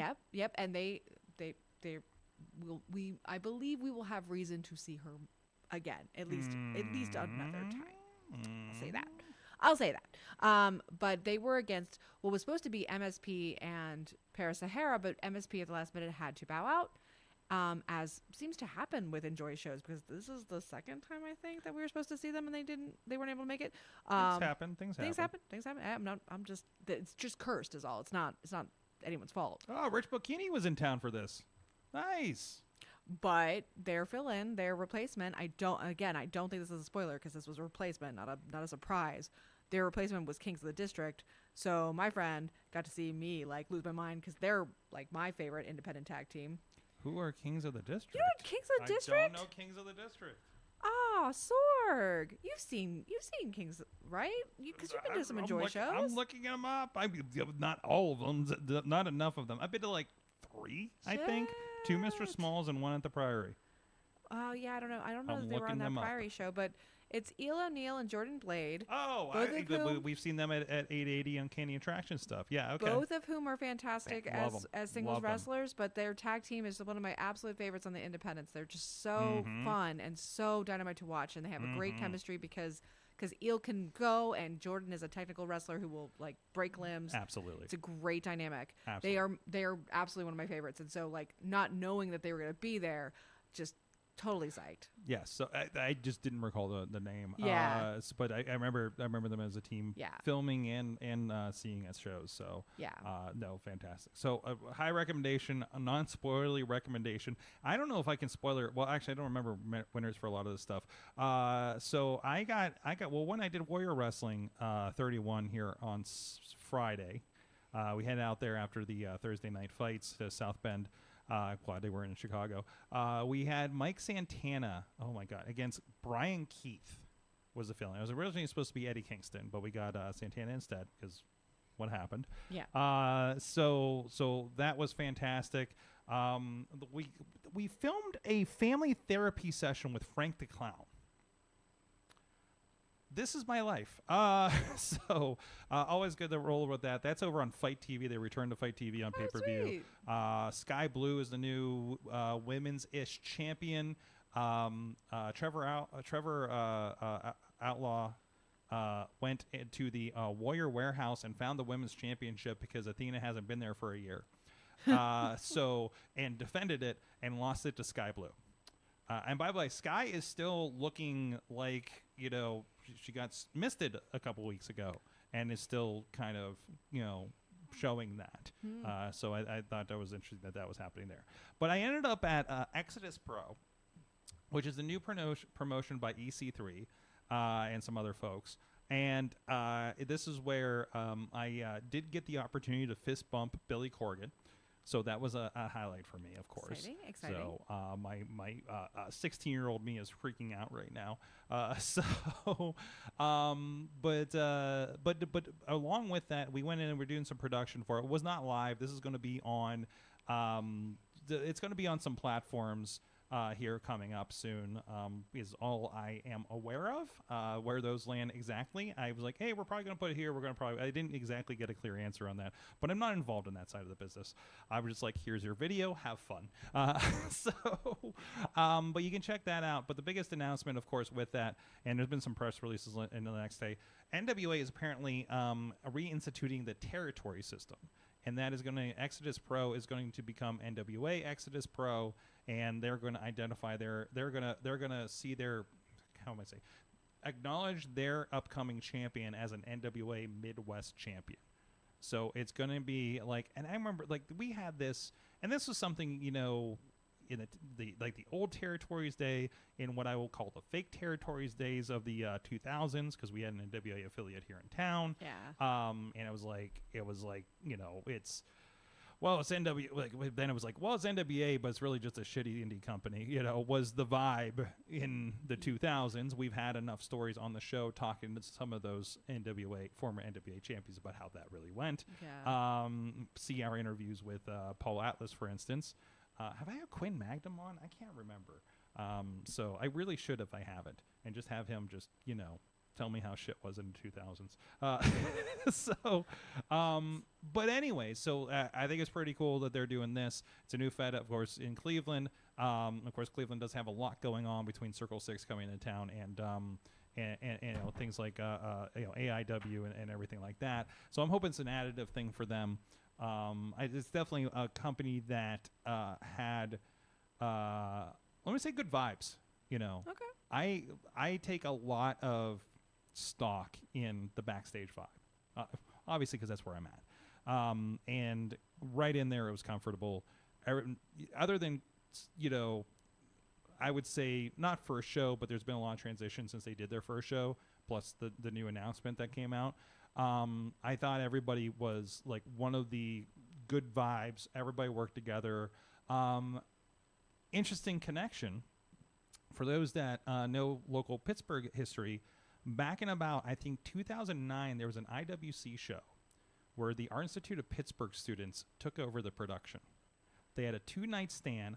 AJ Styles is on this thing, and Delirious, and probably Sandman was on it. Insane 2-night thing. Ended with the Gambinos, and I think Jason Gory and Shima, who's now walking wild, in a cage match, right? And that was the show they produced. And they were on the sound and helped us with camera, 2 guys from that. And I'm an Institute kid too.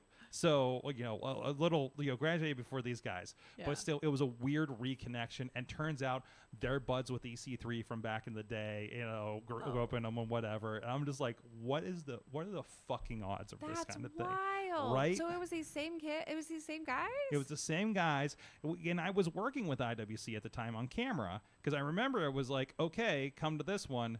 You had the night off for the next night. It was just so I just sat back and watched. I'm like, oh, these kids don't screw this up, That is wild. Right, wow. right. So like between that, I had never met EC3 before. I don't think I've met EC3 before because I don't think he came our way. Because I know he's done some stuff in Pittsburgh early on because I've seen the footage, but not after I came around, I think, but started watching in 2006. So When did he get let go from WWE? I don't know, Mike. When was he doing the Impact stuff? Because I know you I were think watching he was just that. part of the roster cuts. What's that? Like the big roster cuts around the pandemic. You're talking about the first time or this recent time? Second time. Like the pandemic one. I think it was just like that, the pandemic roster cuts, Yeah. right? Yeah. Yeah. So he's been out since like probably like 01-ish. Because if you look at the CYN Control Your Narrative stuff, a lot of it is no crowd. Yeah. Like kind of like what we were trying to do with Fight Underground, right? It was definitely some COVID era, hey, we got to do something here, kind of stuff. So I would love to pick his brain on that project. But other than Control that, Your Narrative stuff. yeah. Because I'm just like, it is a little bit like. Wasn't that a spice company with wrestling on the side? No, but I'm interested because there are some, I know everybody makes fun of it, for a lot of concepts that they were doing. But I am curious about the aesthetic and things they were trying to pull off, for something like that. So, but anyways. I mean, I still want to try the seasonings, sure. Sure. You know what? Maybe that's a sign brand they should go with at this point, right? So, no, so nothing but good things. Everybody was a good vibe. So, definitely shouts out to the crew over there backstage in front. It was definitely, this was not like an indie divey show. Okay. It was like a lot of guys that Ricky Shane Page was there. So that was nice to see a familiar face in that, but it was a lot of NWA guys. I got to meet Tom Latimer. Nice. Okay. He was interesting. And, also NWA roster are fucking huge guys. Can I just put that out there? These guys are fucking enormous. They're like big, yeah. It's a big dude. It's a big dude promotion right now. Oh, Latimer's a big dude. Who's the NWA champion? Is it still? It's EC3 now. Oh, it's EC3 now. Okay. Yes. All right. Cool. So yeah. We're cool. Okay. Yeah. Yeah. They did. Poisons have left the building. They did some turnover. Max the Impaler is the women's TV champion. Oh, and I was looking at this app. Max is defending the belt in Japan, what I just did the other day, and it's the first time an NWA championship has been defended in Japan, and I think they said a decade, right? I think so. And oh wow! And it's the TV championship, and they have to defend it in 6 minutes and 5 seconds. By the way, this show started. Doors were at 6:05. Show was at 7:05. And I know they do the same thing with the YouTube show. If you are out there and you have not gotten to see some of Max's work in Japan, please make a point of seeing their tag champion run while they were over at TJPW. By the way, recommendation for WrestleUniverse.com. This is why I have a subscription still to see what Max is doing between Max and who's the one that I always love? The one that flips people off. Maki Ito. Yes. Like this is why I subscribe. I have it's funny because I have Wrestle Universe for TJP. DDT is a great and Noah's on there too. So like it is. DDT gets weird sometimes. I mean, absolutely. So does TJP, but like in the best possible way. But like, and there's a lot of good crossover there. But like for bang for your buck, like Wrestle Universe is so worth it. It's at least like 4 promotions. It's and like really like long-standing, like really good promotions. If you're not watching Noah at least on occasion, like. And you want just good wrestling. Noah's got so much good wrestling. I believe DDT's where Takesha came from. A lot of guys like Kenny Omega did passes through there. They do throw their AEW matches on. New Japan World does this. If there's anybody that's associated with them, they will put the matches from AEW Impact Wrestling on. Absolutely. But which is very cool. But like TJP, like Stardom gets the bulk of the attention from American wrestling fans when they're looking at Joshi. But like TJP is just so fun. So many great wrestlers coming out there. You mentioned Maki Ito. They bring in a lot of really great gaijin, but I will also say better app than New Japan. Way better app than New Japan. It's a nicer laid out app than New Japan. It really is. Even with the upgrades that New Japan did like a couple years ago, like it's Wrestle Universe. It's awkward. much The nicer. New Japan one, you have to download an app that and then go to the website and hit the button, and it goes to the app, and then you can Chromecast it. That's it, It's just yes. like, what, this is too many steps, guys. Yeah. So I don't know what the deal is there, but I should ask somebody next time I'm out there. So Wrestle Universe, so much cleaner. Nothing is as hard to watch as Stardom is, as far as streaming it. So yeah, what are the options? Stardom is a subscription service, and then you can stream it through the website. I don't. Stardom World, just like Stardom there's a New World. Japan World. I cannot remember if there's an app or not. Possibly Oh is. no! May works the same exact way. This looks very much like New Japan World. Yes, and this is better. Oh, I mean, this is no. better than it was, Okay. but it's still. Is there an English button, or do I have to use the Google Translate? There is an. There should. I thought there should. Wait. Be. Well, there's an English Twitter feed. It just scrolled by. Okay, navigating Japanese wrestling. But hey, this is a lot easier than it used to be. You got to give them credit. You know, it's terrible to complain about You it. know what? I'm going to the official. I'm already subscribed to the official YouTube channel. Fantastic. As you should be. And good. I think I still subscribe to Choco Pro too. Gotta. I need more time. I need more time to watch all the wrestling, play the video games, and still do the cool work that I do. didn't even watch either of the shows tonight. Like while they were, well, most of them at least. I took a nap. Mm-hmm. Like, I don't know, guys. How do we keep up? Put it on while we're napping, you know. like and absorb then- it into your There like you go. you know, put it under See, your. when I'm napping, I put on old Ninja Turtle episodes these days because they put them all on Paramount. What does that do to your brain? Does it like? Do you get weird like turtle dreams? I mean, I've always had weird turtle dreams. I mean, I'm sorry. Who hasn't had a dream that they were a Ninja Turtle? Come on. There's your title for this episode: Weird Turtle Dreams. Weird Turtle. Do you see the shirt I'm wearing right now? That's right, the Weird Ninja Turtle Power Rangers crossover here. So there's that. Oh my gosh. So see what's happening there. I think I will just unconfirmed. I would keep an eye on Premiere Network. I think they have the first Exodus show. So I think they have it sounds like they have a relationship with that. And of course, being an affiliate, I'm sure there'll be something with the YouTube page or something.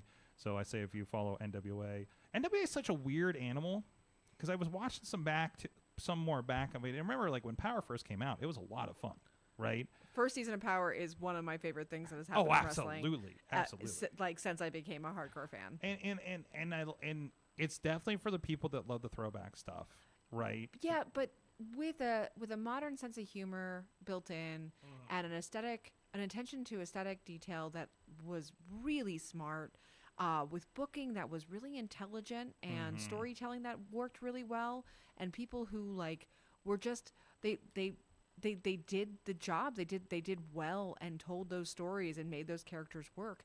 And for the first year and a half of the new NWA, like with Power and everything, they had one of the strongest women's booking like booking situations for a women's division in all of like, you know, national wrestling.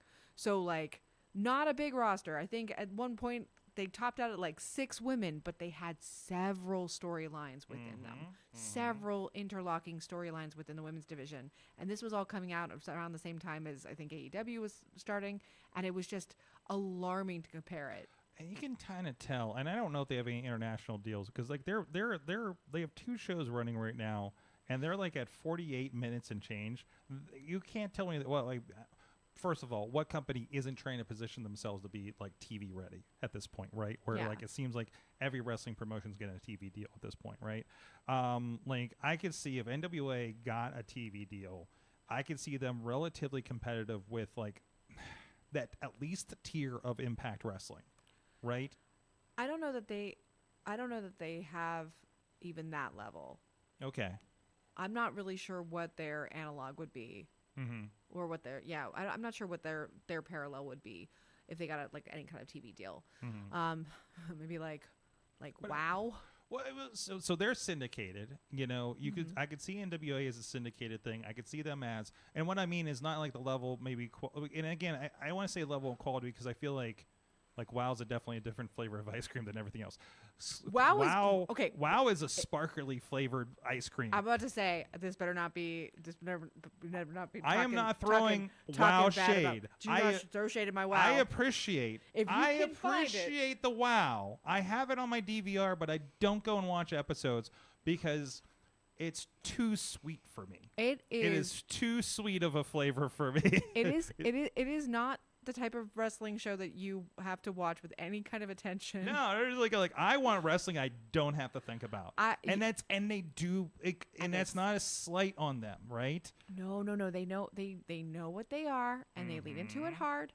And if you can find WoW, I highly recommend watching WoW, because at least trying it out if you haven't tried. If you're curious and you haven't tried it, like, absolutely find it.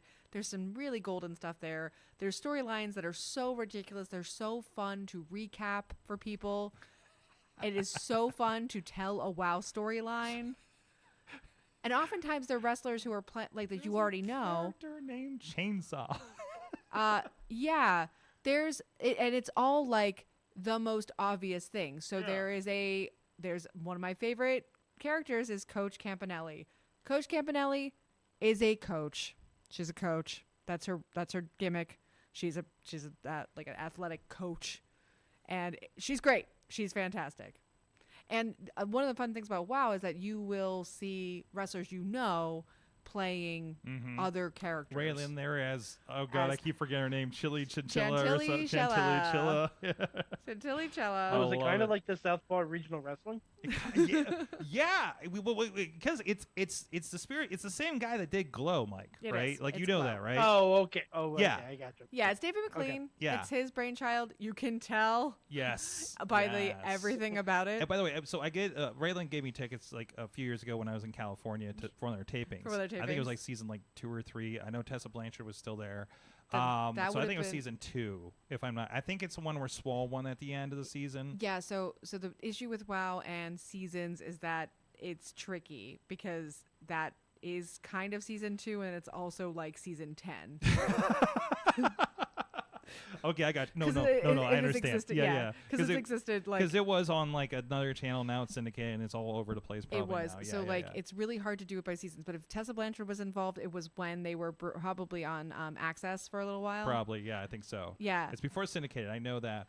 But like I remember, like you watched him, like he's on commentary. They're doing live Oh, yeah. commentary, but he's also like producing the show. So it was interesting to watch that like from the crowd, like because it was pretty intimate, because at the Blasco Theater in like downtown LA, which was beautiful building. Holy crap!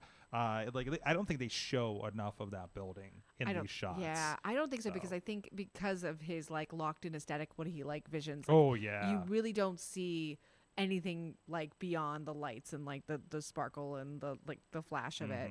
But like it is a really fun, entertaining product, and you will occasionally get matches that are actually really worth watching. It's just it's a women's wrestling show that is produced by David McLean, so you're gonna get a lot of stuff in it that's not like highbrow wrestling. As highbrow as pro wrestling can be. But man, there's some storylines in there. I believe there is a playlist for season 1 if you want to go back on that. I think that's what I've watched most of. So on our YouTube page, I mean. But so for like NWA, like getting kind of a larger audience via a television deal, I would hope that they could surpass WoW in that way because of just NWA's branding. But at this point, I'm not even sure that they would have the profile of an Impact. Of Impact. What do you mean? Because Impact's gotten to the point now where like even people who don't watch wrestling may know about Impact because it's been around long enough and stuff. But NWA, aside from being a historic brand, there's still far too few people who are familiar with any of it right now. But if you're flipping through, again, this is not us that they're looking for. This is the common wrestling fan, right?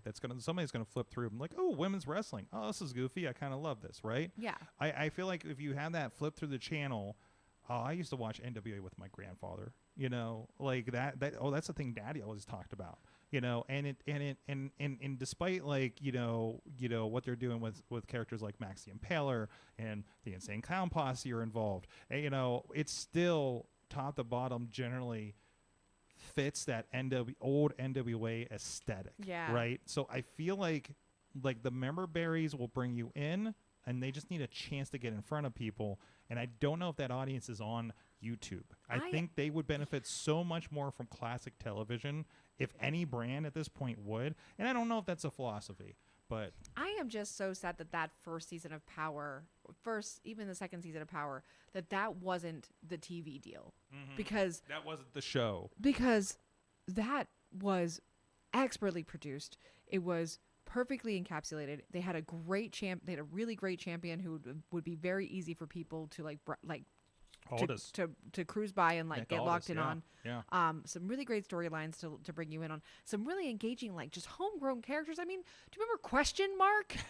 Question Mark? Oh, we were definitely in on the Question Mark then. I went direct order to Question Mark to get one of his Question Mark t-shirts for my husband for Christmas. A t-shirt he still wears with pride because R.I.P. Question Mark. But yeah, those first 2 seasons, I wish that was what was getting the TV deal, because you would get the people who were having the nostalgia for NWA, but you would also get a whole modern audience of possibly non-wrestling fans who would be so sucked in by this kind of bizarrely packaged, beautifully idiosyncratic wrestling show with the little the weird little commercials that they were doing, so much fun. the waffles and tire irons.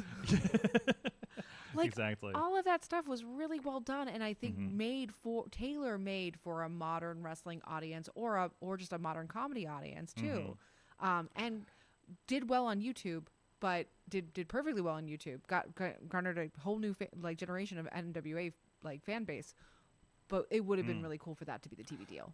Tina's calling out, look at who's evolved from their time in NWA as well. Ricky Starks, Eddie Kingston, and LA Knight, to name a few. Oh, my gosh. And there's because Ricky Starks in that promo with, who was he doing that promo with where they mentioned the NWA a few weeks ago? Was it Brian or something like that? Said he saw him on NWA at 70 or something like that.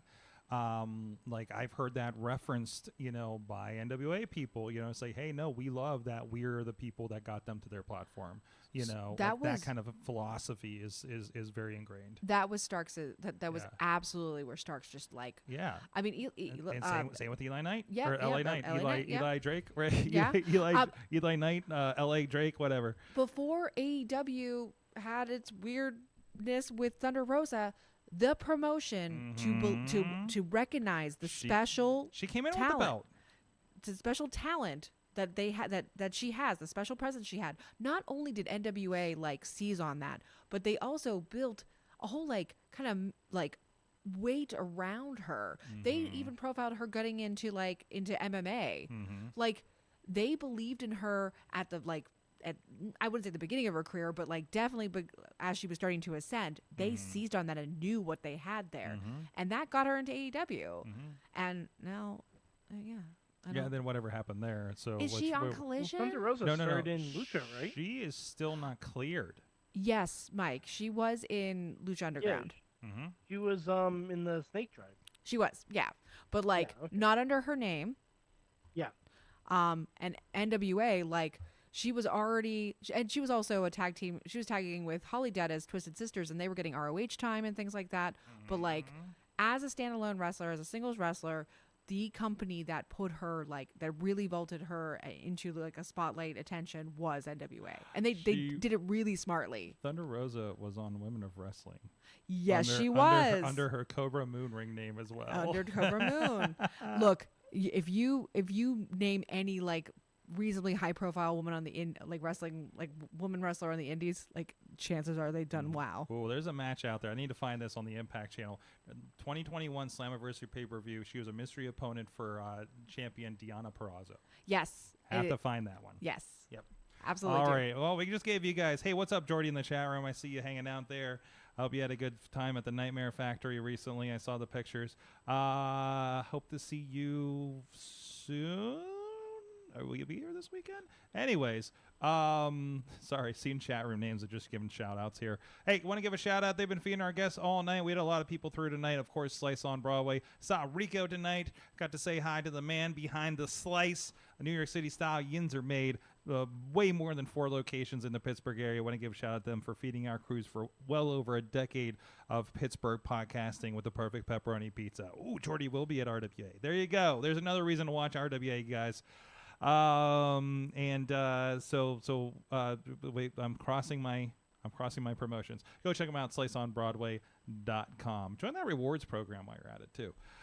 All right, guys, let's find out what we learned from wrestling this week before we get out of here. Who wants to go first? Oh, you got the yeet. Chat room as well, please. What did you learn?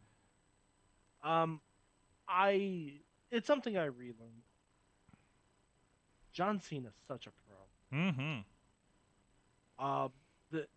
We didn't talk about it before. The promo he cut in NXT tonight. Mm-hmm. It is a master class of someone who's known, but their first promo in a new promotion. Mm-hmm. Even though it's not a new promotion, it's NXT. Like, it's been around I'm forever. so happy to be here. The But crowd here it's is amazing. It's new to him. Mm-hmm. And he does his Cena stuff, but he recognizes that this is a different kind of energy. And it's an energy that, like, Cena, like, Cena came out and everyone sang his song. Like, they didn't sing John Cena sucks, or they didn't sing, Let's Go Cena, or anything like that. They sang his rap. And I think that's been happening more, back. by the way. That's been happening in the crowd more, by the way. Okay. I haven't noticed it on SmackDown, but, like, I guess you notice it more because NXT is a lot more compact audience. Mm-hmm. But Cena, there was a lot of little things, too, from him incorporating the "We Are NXT" catchphrase. Mm-hmm. From when the crowd was saying, "Let's go Cena," and one guy said Cena sucks. I heard that. And Cena can see who it is. Cena pointed him out in the crowd and said, "It takes balls to speak your truth." Thank you, sir. When he came out of Payback, there was like one guy a few seats from me that was yelling Cena sucks, and I was like, I'm just wanting to yell, bro, you're the only one. So, because nobody else was doing it that night. Everybody's beyond that, except for the few smart marks. Stragglers. Oh, the what? The stragglers. The stragglers. I thought you were saying the Bradleys. I was like, whoa, that's a hit. No. So, no. No, Bradley's way worse. He doesn't like butts. Everyone likes butts. That's right. I forgot the butt to shout out for Bradley. Mm-hmm. She's at home. She's thinking about you, Bradley. That's next time. But next time. I just gotta get to a show where he's at so I can follow him around with it. Yeah, you have to see the scene promo. What are your feelings on West Virginia Sunday? They'll appreciate the butt in West Virginia. Anyway, sorry, go ahead. God, totally would though. No, I mean that was just okay. The Cena promo in the NXT space. It's truly the first time that we've seen as a televised audience what John Cena would be like if he just worked random indies. Interesting. From the chat room real quick, Tina says, what I learned, Billy Starks is doing great work, won the Wrestling Revival Grand Prix, this Revolver Grand Prix this past weekend, and the MIT stuff with Athena is amazing. Yes. Okay, 2 notes. Wrestling Revolver, by the way, shout out to my friend Jen Doe that I worked with Friday night on camera. I think she was involved on camera with Wrestling Revolver as well. Also, Renee Young was on commentary with Veda, and I forget who the third girl was. I think they had a 3-women booth, which I think is the first time they've done that there. And John Moxley presented the Grand Prix trophy or whatever it is to Billy Starks. That was fantastic. That show is absolutely worth catching. Yeah.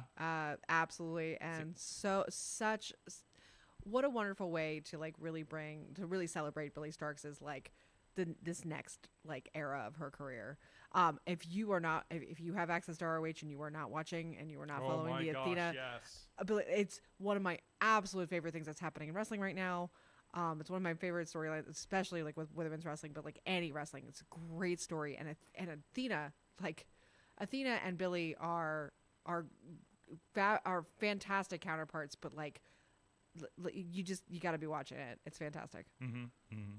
And I think is Revolver. What's Revolver on? Is that still on Fight or is that over on Premiere now? I know everybody's fucking switching all over the places. Switching. I think it's on Fight. I'd have to double check. Okay, so definitely go seek that out. Look them up. I'm sure. Find them on Twitter. You'll find the links. Yeah. At the very least, put them on your radar because everything that they're doing is exciting, and we need to be covering them on our show. And just randomly, I want to give a shout out to Neo Pro Wrestling. I've been talking to them. I was talking to them a few months ago about their streaming product and stuff. I'm glad to see that they're got on a good platform with Premiere Wrestling, so you can check them out to watchpremiere.com. Some companies are on there. I'm kind of catching up because the landscape keeps shifting, and I'm trying to catch up. So literally, I've worked with one promotion that's been on 3 platforms in the last year. So that's the kind of stuff I'm dealing with. What'd you learn? Oh boy, what did I learn? I was like, cough. I learned that you maybe want to put your epic meaty man slapping meat matches a little bit apart from your main event title matches. Just in case, Yeah, just in case they overshadow. Yeah. Just in case there's, especially when Jacob Fatu is involved. Oh God. It's okay. I'm dying. It's after midnight. I'm dying. I'm dying.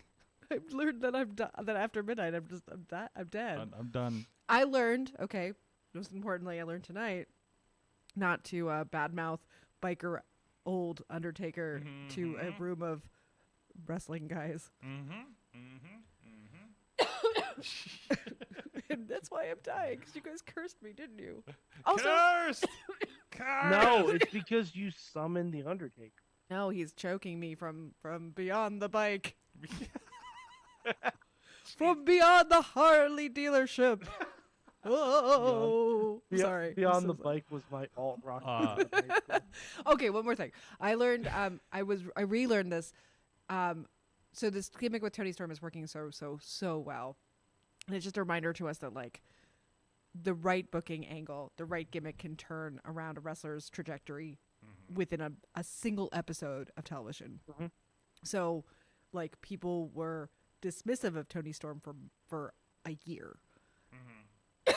Rightfully so, because they hadn't figured out how to make her talent translate to character. And then RJ City was given the book and basically said, do whatever you want. Golden Girls gimmick, old Hollywood, whatever you want to do, RJ.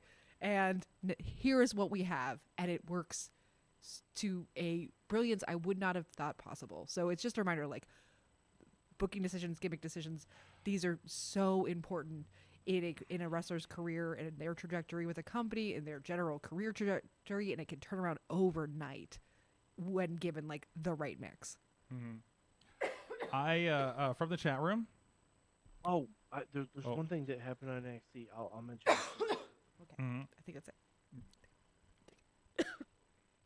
I'm rolling on her. I need a mute button for the couch. What was that, Mike? I also learned that Paul Heyman might be recruiting someone new to the Bloodline. That was a very interesting. Daughter of the Rock was being spoken to. Yeah. Yeah. Yeah. And that could lead to Roman versus The Rock if The Rock doesn't like how Roman is treating his daughter. Oh, hold on a second. I had you muted while you were coughing, while you're dealing with that. Thank God you did. I'm so sorry. What was she in before? She was in another faction, right? She was in the Schism. The Schism. The Schism. Ism. Real quick, because I realized we're going 2 hours on this show. I don't know how we did that. Jordy said, learned that AEW, WWE, both are ultimate promotions that are so fixated on being better than the other that they aren't using their talent of today correctly. Probably because they brought all their old names in. We didn't even touch on that, really. Yeah. But so true, Jordy. So true. Yeah, we can't. Yeah, there is a little bit of we don't think our talent here is big enough to take on what they have. It was the old dude show. It was a little bit. I don't know about that. None of the old dudes wrestled. But also they on the window dressing. On AEW they did. And I think Tina pointed out that Wrestling Revolver is on Fight Plus. I do believe the Warrior Wrestling show is onIte Plus as well. $7.99, great purchase. I want to get it for AEW. I'm just gonna. Oh, geez, I'm just gonna add that subscription so I have it. At this point. It's So it's why the not? best money honestly it's the subscription I use the most. Wrestling subscriptions. And like even the ROH, like I'm throwing on old ROH shows. Like I throw on randomly to fall asleep to like Samoa Joe and Bryan Danielson from like, I don't know, 2005. So or 3 or 4 or something. Yeah. Like that's a good value if you've never dug into old ROH, by the way. That'll give you some good dreams. So yeah. So I want to give a shout out people who stuck out to me this weekend. There's a guy. They had like it was like a wrestling seminar something creative process thing. It was a 2-day thing. It happened to be going on while we were setting up for the show on Saturday, right? AC3 and Billy Corgan and some other people were presiding over it on creative and everything like that. And everybody's cutting promos. And I will just give a quick screenshot here. Hold on, I want to do this so you don't see the thing. So let me give a shout out to Highway Miles Jacobs. Okay, he looks like a trucker. The gimmick is he's a fucking trucker. Okay, squash match over with the crowd. Fucking great. I heard his promo through the curtain, and I'm just like, who the fuck is this guy? Right. Highly recommend. Also, shout outs to Mark Anthony for being murdered in this match and lying dead in the corner through a promo and into the next battle royal. Okay? Fantastic. Fan-fucking-tastic. This whole segment, this whole sequence, because this is coming out of intermission, you have the squash match, you kill this guy, and I think Mark Anthony we've seen down at VCW under that or a different gimmick, and I've had a chat with him before. And into the Battle Royal, which the Battle Royal, they had one at the first show, in which they actually call it the Giant Novelty Check Battle Royal presented by State Farm, and they have Mike from State Farm, who's an actual State Farm agent in the entire State Farm getup, the red like hat and everything, very nice guy. Pastor CeeLo, if you know him, there's matches. Go look up Pastor CeeLo versus the Soul Taker, for instance, from 880 Wrestling on YouTube. Pastor CeeLo is tremendous. We've had him at VCW. He's been at 880 a few times. He won the first big check, and he's getting called out by the interviewer about all of the bling that he happens to have since the last show, and he keeps saying it's for the kids and the charity, and now there's a bigger check.